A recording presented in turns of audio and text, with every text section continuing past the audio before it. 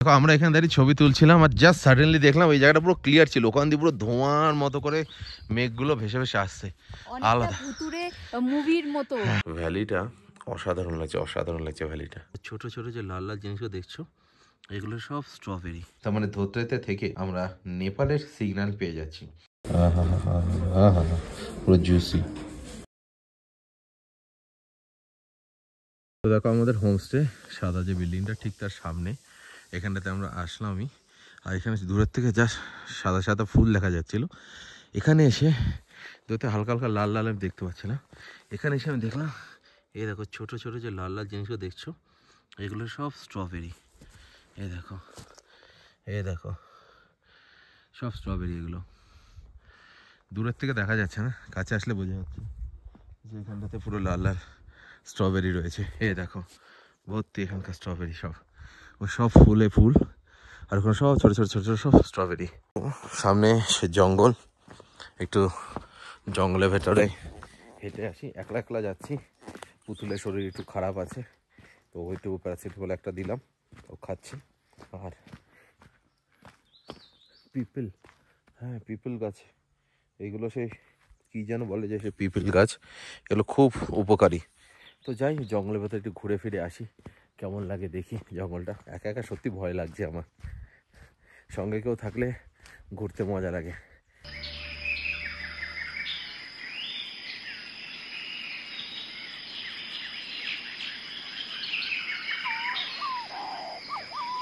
তো আমি একটু এখানে হাঁটছিলাম, টংলু যাওয়ার যে রাস্তাটা ওই দিকে চলে যাচ্ছে। এখানে কোনো নেটওয়ার্ক নেই, জিও নেটওয়ার্ক আমার হোমস্টেতে পাচ্ছি। এখানেতে এয়ারটেলটা নেই, কিছুই নেই। একটা শান্ত স্নিগ্ধ একটা পরিবেশ রয়েছে, পুরো শান্ত। খালি এখানে পোকার আওয়াজ পাওয়া যাচ্ছে, হালকা হালকা পাখির আওয়াজ পাওয়া যাচ্ছে, ঝিঝি পোকার আওয়াজ পাচ্ছি, জঙ্গলের ভেতর থেকে কিছু পাখির আওয়াজ পাচ্ছে। আর আলাদাই মেন্টাল পিস এই জায়গাতে আসলে পাওয়া যাবে। ধোত্রেতে আসলে এক দুদিনের জন্য জাস্ট নর্মাল লাইফের থেকে কানেক্টিভিটিটা ডিসকানেক্ট করে একদম এখানটাতে এসে প্রকৃতিতে মিশে যাওয়া যায়। তো ধোত্রেটা একদম অবরিটের মধ্যে খুব সুন্দর জায়গা। তো তোমরা এক দুদিনের জন্য ডেলি কোলাহল মুক্ত জীবন থেকে রিল্যাক্স করার জন্য পুরো ডিসকানেক্ট হয়ে এখানে এসে নিজের প্রকৃতির সঙ্গে মিশে যেতে পারবে। সুন্দর জায়গা, সুন্দর।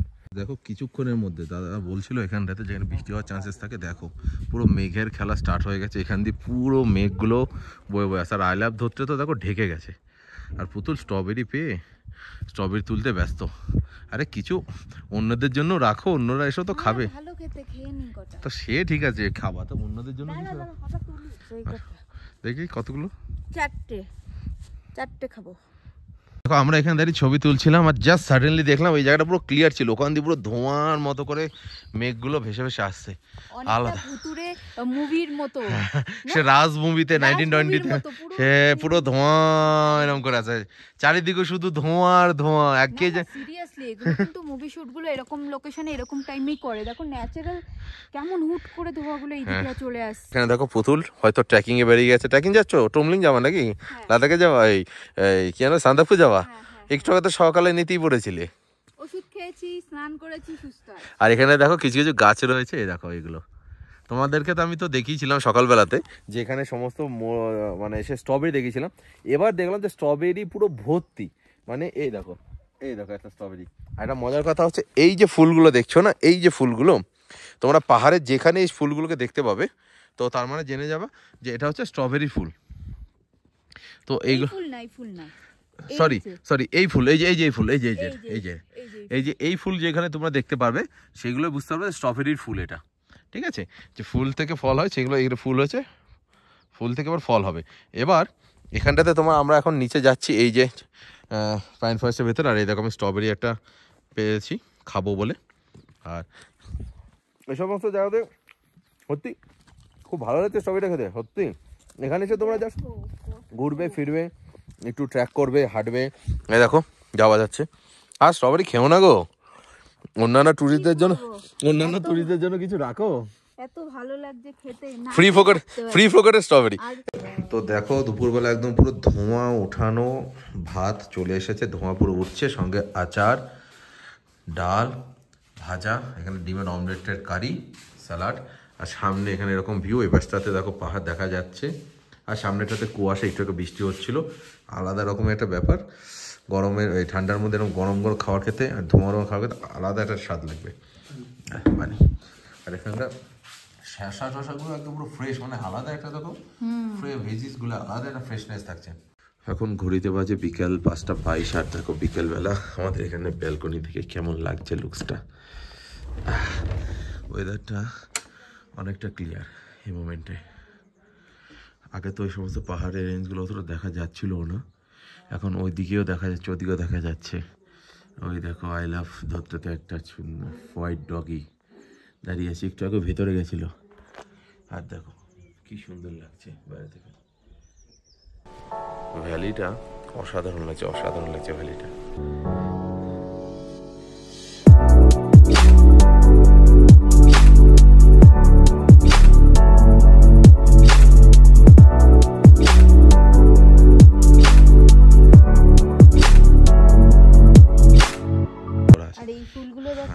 হ্যাঁ এই ফুলগুলো আমি দেখেছি পুরো পাতার মতোই ফুলটা আছে, পাতার মধ্যে ফুলটা কচু। এটা কিন্তু কচু, এক ধরনের কচু পাতা। হ্যাঁ এই কচু চুলকায় আমি জানি। হ্যাঁ তো ধরছো কেন তুমি, যখন জানো চুলকায়। তোমার তো চুলকানি বেশি, এবার চুল ধরলে আরো বেশি চুলকাবে। কিন্তু আমার কাছে এটা ইউনিক লাগলো, দেখো সুন্দরভাবে মন্দিরটাকে বানিয়ে রেখেছে। तो ये बाजार देखला এটা आइस का ऑरेंज, ये भूटान का है ना? जी भूटान का। हाँ वही देख रहा प्रोडक्ट ऑफ भूटान, भूटान का प्रोडक्ट इधर भी आ गया।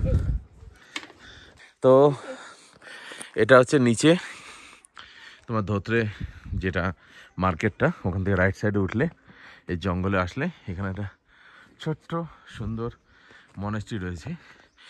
মনেস্ট্রিটা মোটামুটি ঠিক আছে, সুন্দর, বাট মনেস্ট্রিটার যে প্লেসটাতে রয়েছে না, এই জঙ্গলের মাঝখানে, এটা খুব সুন্দর লাগছে।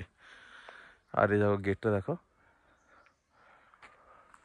আর এর ভেতরেও পাইন ফরেস্ট চলে যাওয়া যাবে।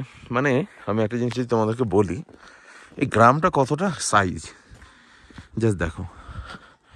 আমি এখান থেকে শুরু করছি, আর এই টুসখানি, এই যে যতটা দেখতে পাচ্ছ, এই টুসখানি হচ্ছে এখানকার গ্রামের পরিধি। এত ছোট একটা গ্রাম, সুন্দর একটা অফবিট জায়গা। এখানকার যে গ্রামটা না হতো আমাদের ওখানকার একটা পাড়ার সমান। পাড়ার সমানও হচ্ছে না, পাড়াতে যদি বলতে যাও এতগুলো বেশি বাড়ি মনে হয় থাকে না, অনেক পাড়া আছে যে পাড়ার সমানই বলা যায়, একটা পাড়া। হ্যাঁ এই যে এখান থেকে এদিকশনে একটা পাড়া, এরকমই পাড়া, একদম ছোট্ট খাটো একটা গ্রাম। এখানে আসো, ঘোরো ফেরো, হেঁটে বেড়াও।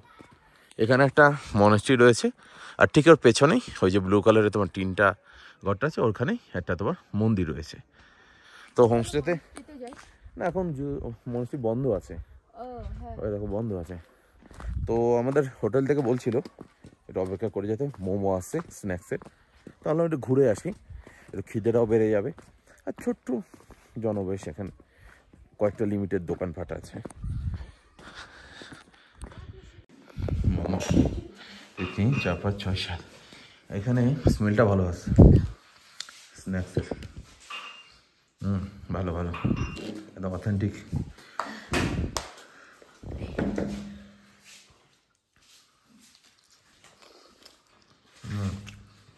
এই চাটনিটা আমার খুব ভালো লাগে, স্পাইসি চাটনিটা। ভেজ মোমো।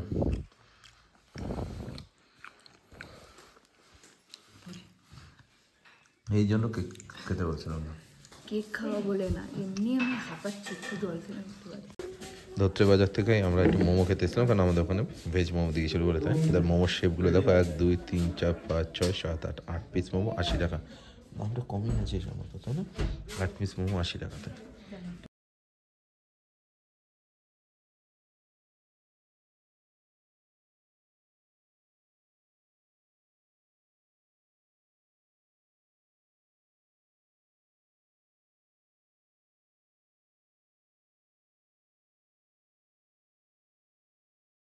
তো আমরা এখন ধত্রেতে যে হোটেলে আছি, মানে হোমস্টেতে আছি, তো সেখানটাতে দেখো কি দেখাচ্ছে, network signal from Nepal detected, ও roaming data package is recommended that lets you access the internet without a SIM card.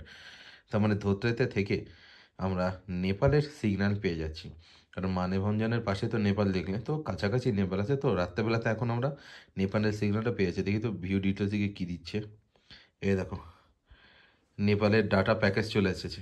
Nepal 6 GB 8 ডেজের জন্য $24 হচ্ছে, $24 জন্য রিচার্জ করতে হবে যদি নেপালের সেই প্যাকেজটা আমরা ইউজ করি, 4G আনলিমিটেড।